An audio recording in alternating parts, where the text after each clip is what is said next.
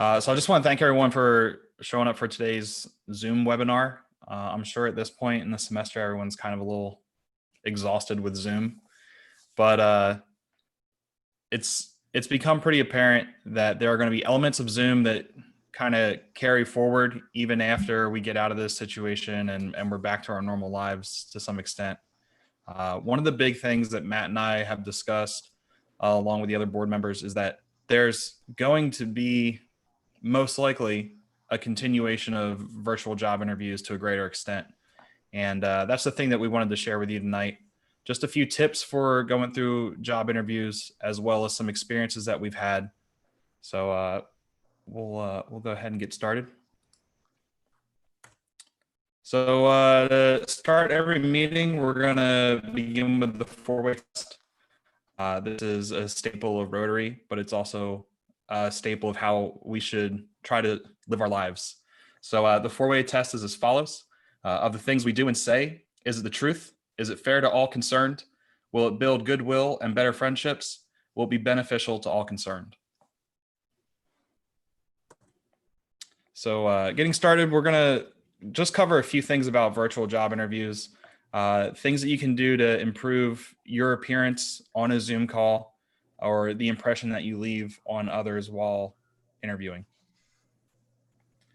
So as I said, it seems that the virtual interviews are going to continue.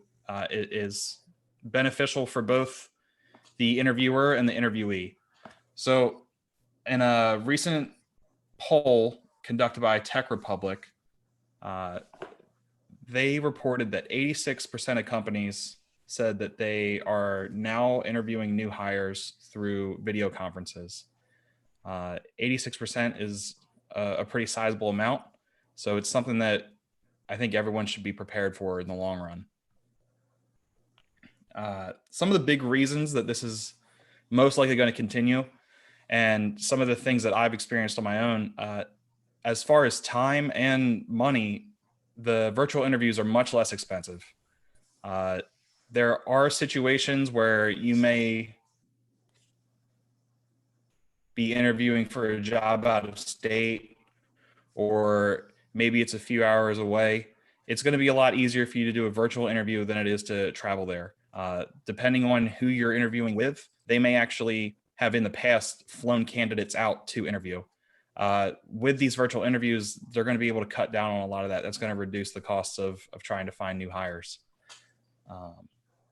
The other thing too, and one of the big reasons that it's going to help to make yourself more presentable during an interview is that because of the extended range that we have through the internet, there's going to be a lot more people available to interview for each job and each position. So you're going to have more competition, whether you think so or not, just because of the availability of other people to meet online. So one of the first things I wanted to cover here, I'm sure everyone's been on a Zoom call where audio quality has been poor or it cuts in and out. I'm sure everyone's heard a podcast where two people have a professional sounding microphone and then one person calls in on the phone, and the difference there, even though it may not be a big issue in the moment, like you understand what's going on, it does sound worse. So there are a lot of options if you're interested in going after them, ranging anywhere. You can get something from $20 like this clip-on microphone, or you can go for something on the larger end there with a entire boom mic stand sort of setup. It's really up to you what you're doing. And then also, you don't want to necessarily make an investment into something bigger if you're not going to use it for anything else. So I would plan accordingly for what use you think you're going to get out of audio equipment. Lighting too. Lighting's going to be a big one. I'm sure everyone's been in a Zoom meeting where maybe there's not a lot of natural light. Maybe it's a bad day outside. You're not getting a lot of light through whatever lamps you have in your house. On Amazon as well, it's the easiest place to find things, get them shipped quickly, especially if you have a last minute interview. But you can get anything from a lamp that's going to clip onto your computer right next to your webcam. It's going to give you a good view of your face, view of your surroundings, but it's also going to make it look more welcoming on your end through the meeting. So you can go anywhere. I've seen some of the laptop and computer attachments range anywhere from $10 to like hundreds of dollars. I've seen a lot of people on social media use these Ring, the ones here in the middle, the rings that'll connect to their phone. I think that's probably one of the easier options. And then again, if you're really into maybe doing some other videos on your own time, that option on the right might be best for you. So some big things to pay attention to when you're doing your interview is you want to be aware of where you are in your house, how your internet connection is there. Everyone's had experiences where their internet's slower or faster in certain areas of their home. So ideally, you want to look for a place where you have consistent internet access, very few issues with any lag or audio or video troubles. Big things too, you want to try and be in a private room. You want to be somewhere where maybe you don't want to interview in the kitchen. Maybe someone else comes home and they're walking past you, behind you. Maybe the dog's running back and forth, or there's other people in the house where you don't want to block off that area if it's a common space. Some other things too, and I'm sure people have seen it during their classes, especially I know I've seen it. People will come into a Zoom meeting and have their laptop on their lap, the camera's giving the great image of underneath your chin. You can tell that like they're leaning against the headboard of their bed. So when you're doing an interview, obviously you want to create a professional environment and a professional look. The thing that I've always tried to do, even recently, is I try to make it look like, I guess in a sense, if I was to be interviewed on television, if someone was to cut into me, how would I want to look if I was on TV? Being in a virtual interview is kind of the same. So you should always strive to find a desk or a flat surface or a table. You want to put your camera on there, adjust your camera so that it's at eye level. You're looking kind of straight at the camera. You have a seat where you can maintain good posture. You're not slouching. Dr. Babin, do you have a question? Just a comment, because I remember one time my husband went on a TV show and they told him what he needed to do. Guys, if you're wearing a suit coat or jacket, make sure it's pulled down on the back, like even sitting on it, because I even saw this last night on the news. They were interviewing some law professor and his jacket was like up to his ears and it looked horrible. And I just remember them telling that to my husband when he went on TV, pull your jacket down, pull your jacket down. They even said to sit on it so that it's not like coming up and loose over your shoulders. Probably true for women too, if you're wearing a jacket.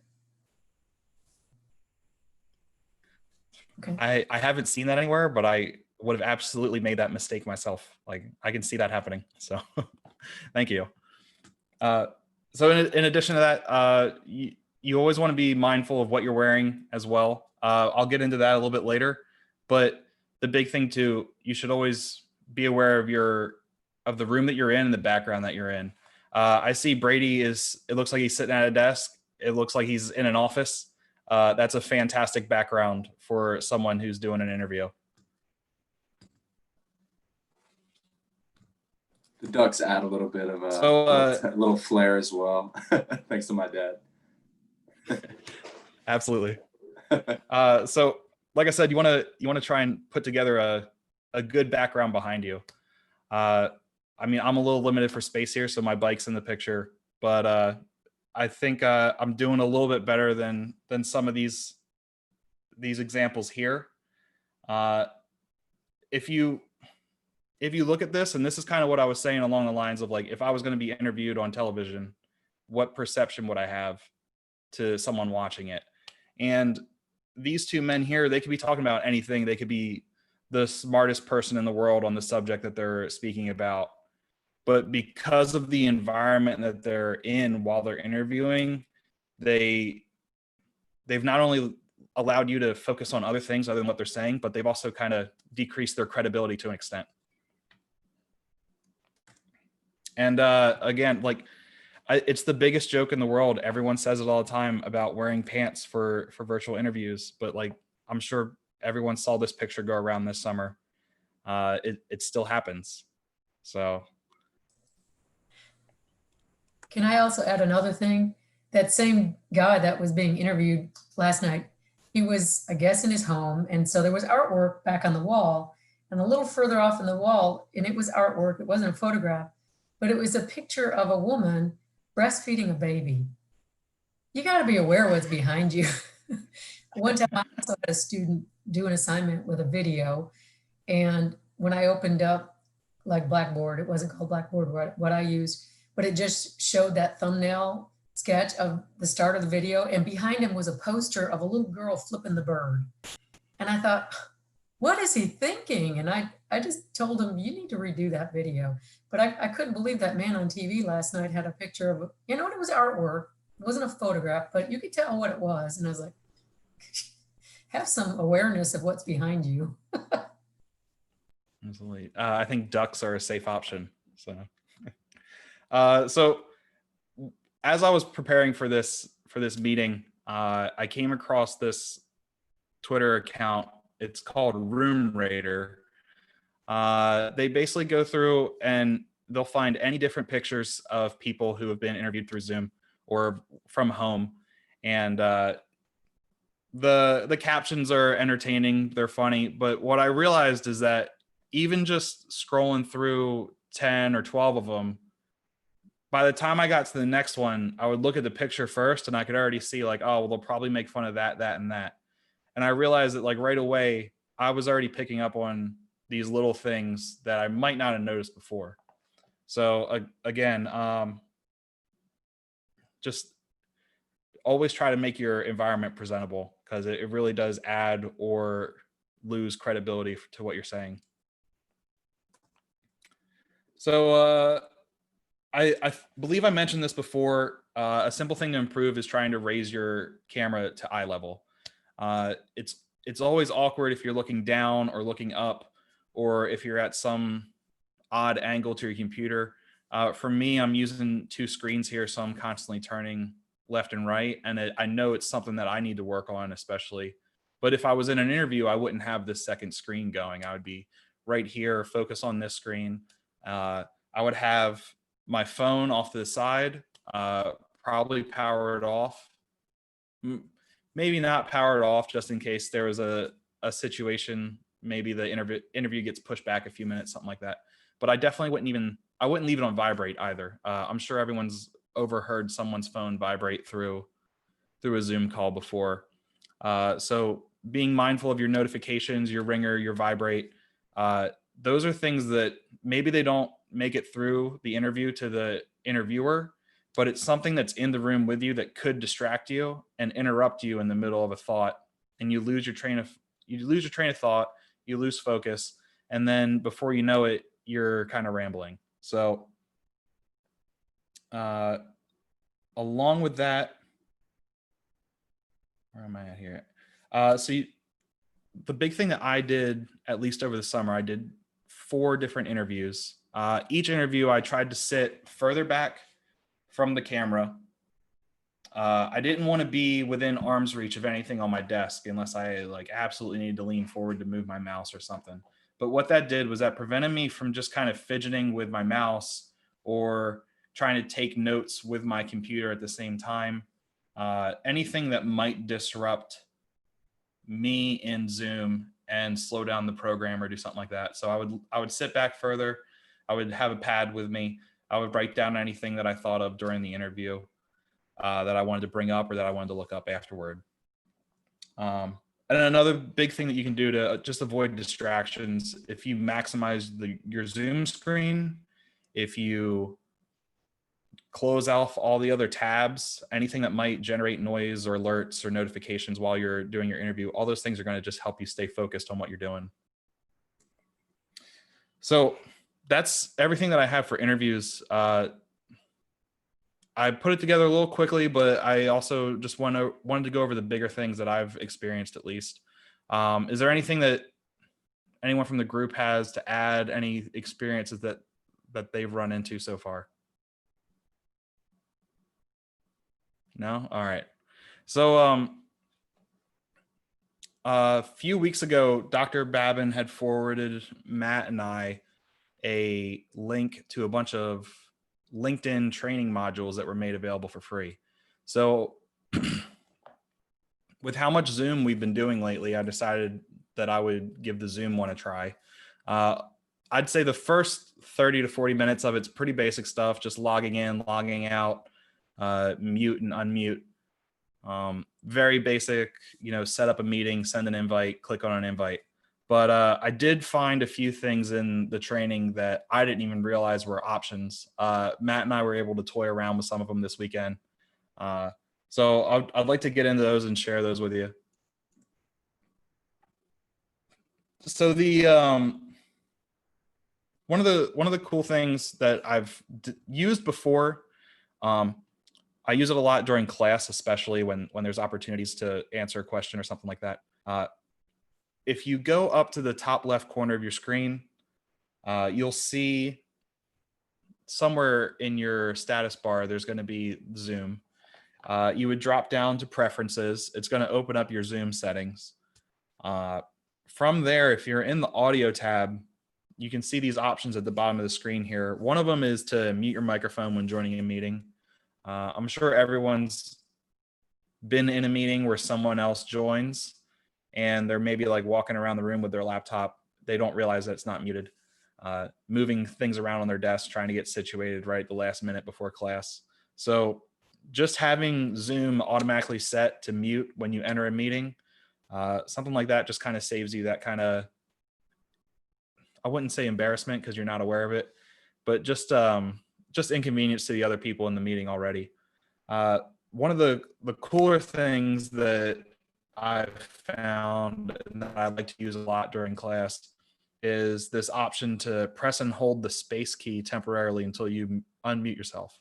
So if there's a situation where you just need to chime in real quick, answer a question, ask a question, you just kind of hold your space bar down, almost like it's a walkie-talkie. It'll unmute you.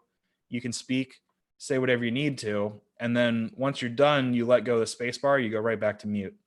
I think that's probably one of the most useful features, especially with everyone doing group classes and things like that. I know I've been in a ton of classes where someone's answered a question, unmuted themselves, and then forgot to mute themselves again.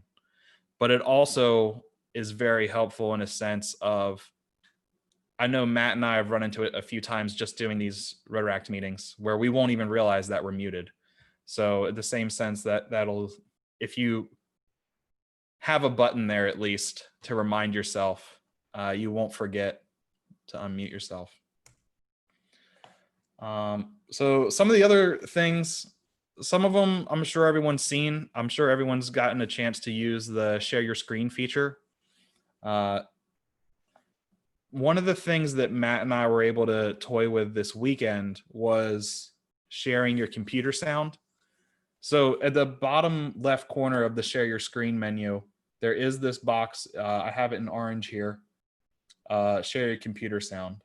What that'll do, and we realized this weekend that it doesn't really work if you have headphones in. But if you're just using your computer normally and you want to share a video, but you want the video sound to play for everybody else instead of trying to pick up through your microphone, if you click this option, it'll play the sound for everybody else as if the video were playing on their computer.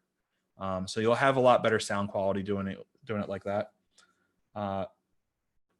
One of the other things that I've been toying with, and I haven't gotten it to work just because I think my iPad might be a little too old for it, but there is a whiteboard feature, but then there's also a feature where you can share your screen from an iPhone or iPad, and then you can either do it through AirPlay or you can connect your phone to your computer. But this is something that I think might be very useful in the future, especially if we can get the Interact mentorship program going. or maybe we run some type of tutoring volunteer opportunity. If you could get your iPad going, and then maybe you have an Apple Pencil or some other type of stylus, and you're connected to Zoom, you could share that Zoom screen. And then very similar to, I'm sure everyone's seen the Khan Academy videos, you could just share your screen right along with the work that you're doing, and the other person can see it. And it's a lot easier to use than trying to use the whiteboard feature in Zoom and trying to draw something with your mouse. So, so that's something, again, I'm trying to get it to work. If I can figure it out, if you have any answers for me, I'd appreciate it. Hey, John. Yeah. I know that I tried that over the weekend and it did work. So it's fairly easy as far as walking through the steps on your iPhone and using enabling AirPlay and then just sharing your screen. So it's a pretty cool feature, and it kind of makes for like a second computer monitor / screen if you need it during a call. Awesome. Thank you. Yeah. Now, for me, it gets right there and it says, like, press this button to accept, and then for some reason it fails. So I'm not sure what my connection issue is here, but I'll hopefully figure it out. One of the other things that I did just find out about, and this would be very helpful if you only have one computer screen, but you want to share a document and not everything else you're working on. This portion of a screen option. This option, if you click on that, it kind of works in the same way as if you were kind of highlighting cells on Microsoft Excel. You can just kind of draw your own box to whatever part of the screen you want to share, and it'll fixate there, and it won't show whatever you're doing on the other side of your screen.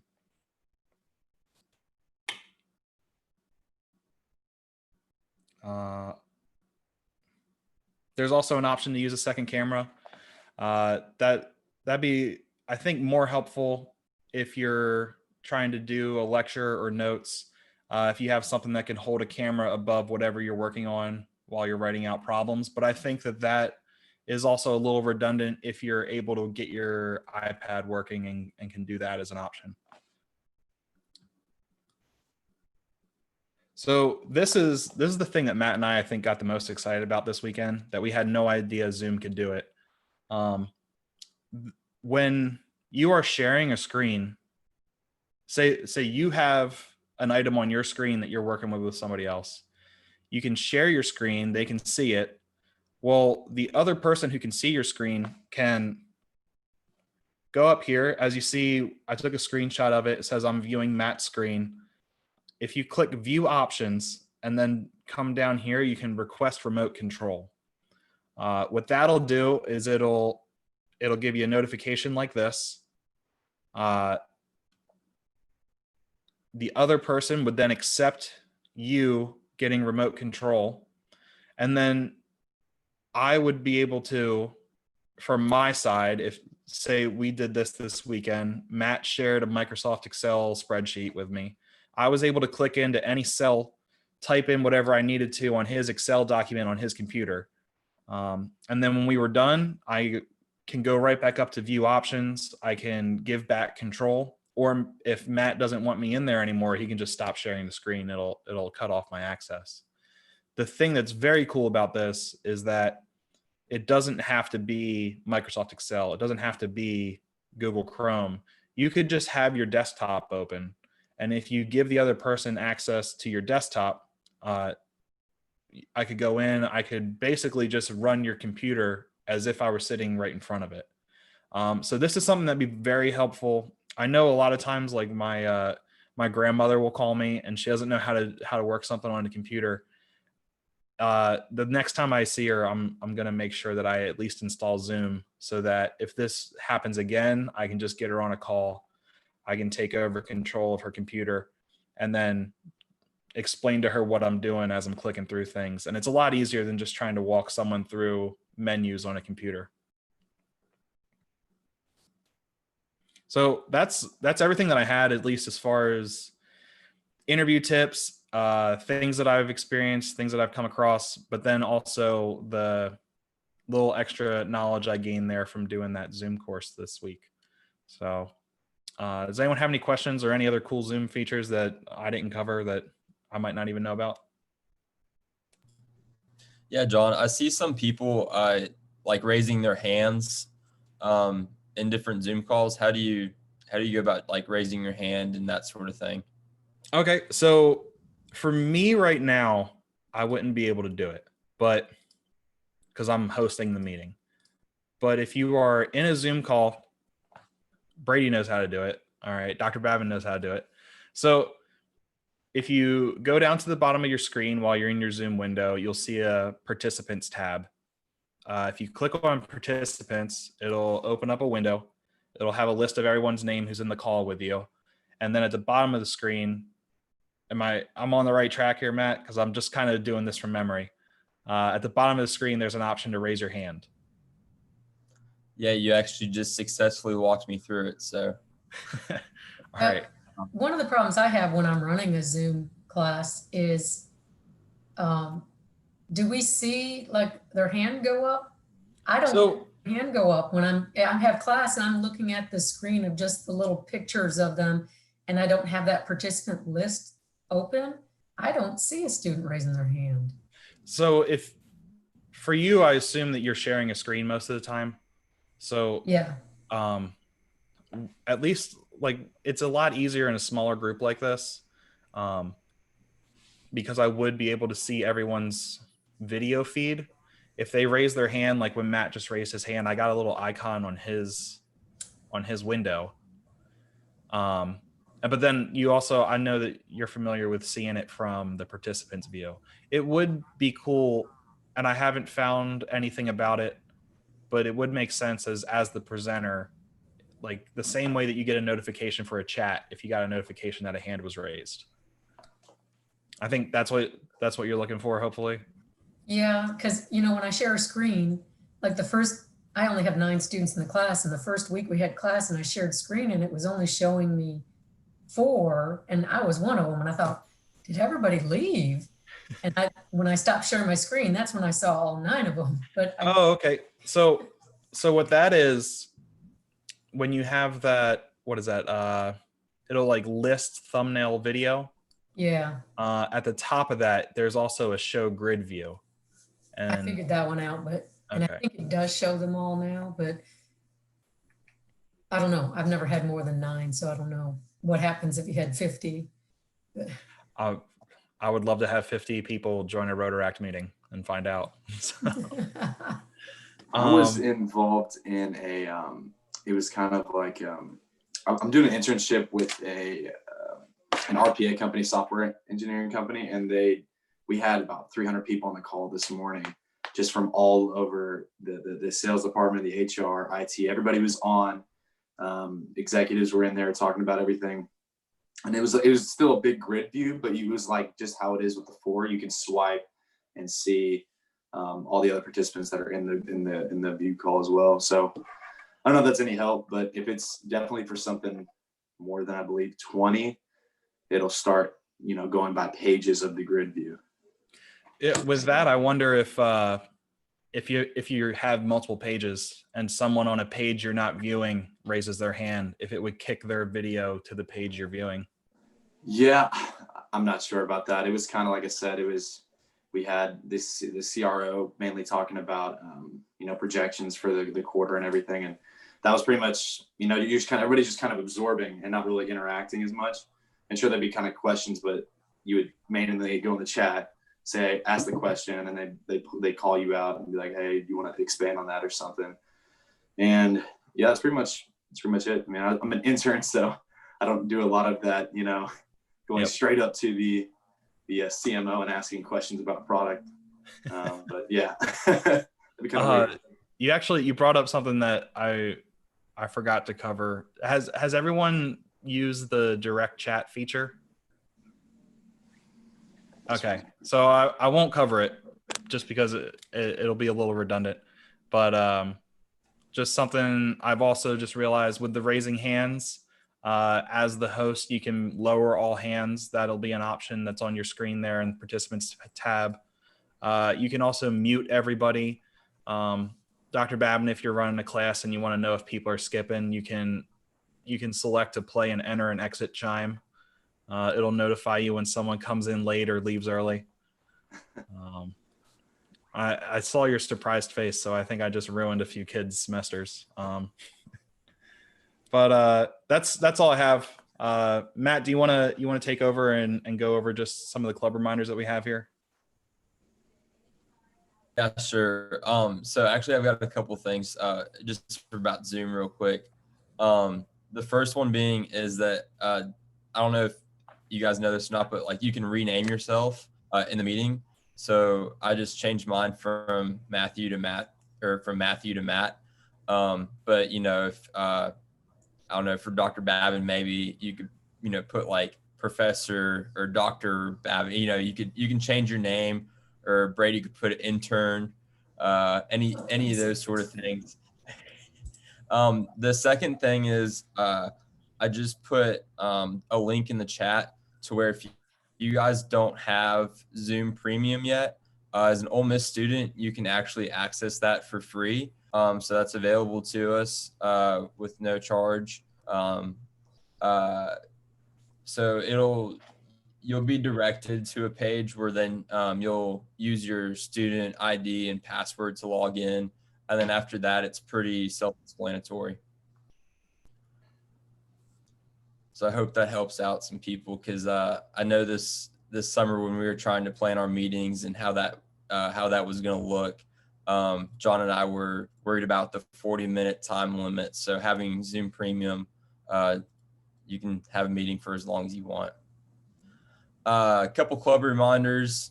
The last meeting we mentioned a mentorship opportunity with the Oxford and Lafayette County High School.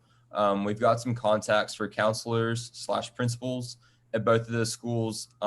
Pretty much what the mentorship program would look like is as a Rotaractor, we would mentor a high school student, especially in the times where, you know, some students aren't going to school and getting that social interaction. But then on the other side of it is sharing our experiences as a college student. I think would be really helpful for them, and then also just for us to be able to get some volunteer activity going. So if you're interested in that, we hope to be sending out a Google form in our monthly membership email at the end of this month. So please let us know how you feel about that. The next thing is guest speakers.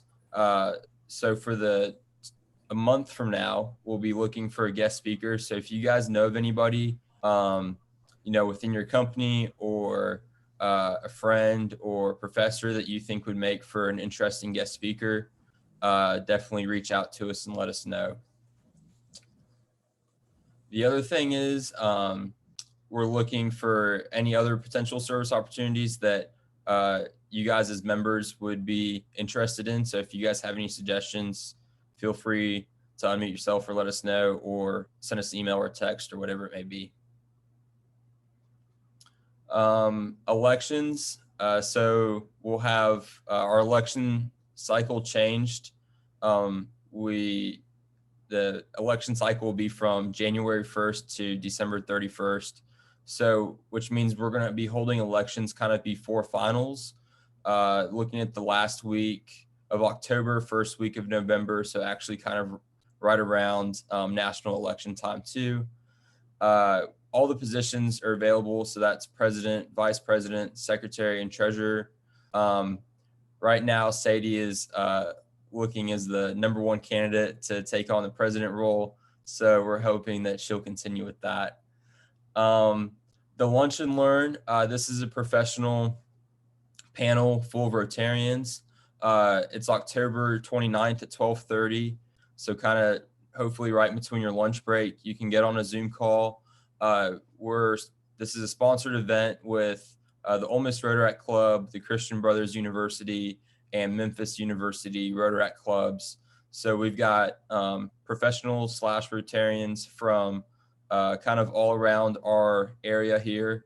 And a few of those are in the healthcare, architecture, and the last one is social services. And then there's a fourth guest, and I'm not quite sure what field or what industry they're in. But I think that'll be a really cool opportunity. It'll kind of be member led. So you'll get out into a breakout room. They'll be able to tell you about their career, and then you'll be able to kind of ask any questions that you may have. So other than that, I appreciate everyone coming tonight. I hope you guys learned at least one thing that you can use on your next Zoom call. And I appreciate John for doing such a great job with the presentation tonight.